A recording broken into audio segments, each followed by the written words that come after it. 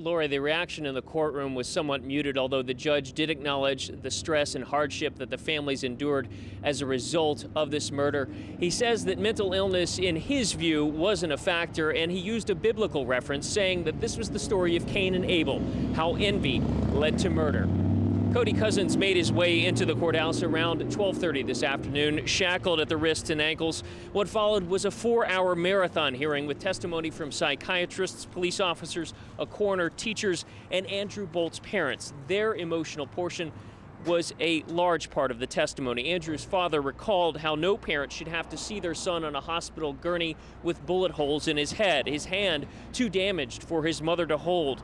Bolt was shot 5 times and slashed or stabbed 19 times on the Purdue campus back in January. The coroner called it the worst homicide he has seen in 43 years. Through all of this hearing today, Cody Cousins sat mostly silent until he was asked if he wanted to make a statement, at which time he said, "I killed Andrew because I wanted to. Generally, I do what I want and deal with the consequences later." The central issue here, of course, was his mental state at the time of the murder.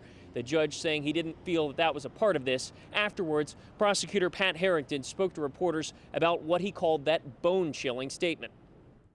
I think in those 8 or 9 words he said, that shows that what the court saw after hearing the evidence, he planned this attack, he was envious, and in our society, we don't like recognizing that. We like to live in our own safe bubble, but there are truly a few people out there who are evil.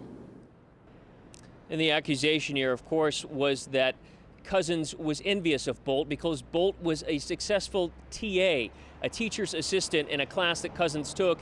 Cousins reportedly became angry with Bolt after Bolt tried to help him with a class project. It manifested from there, the prosecutor saying that Cousins abused drugs, purchased a gun the week before the crime, took a bus to the gun range to practice, and then carried out his plot in a classroom so that others would have to witness the attack.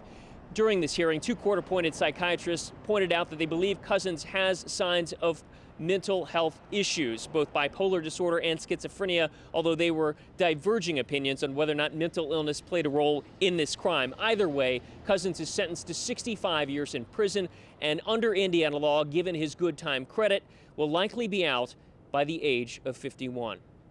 Both the parents for Cousins and Bolt chose not to speak to reporters.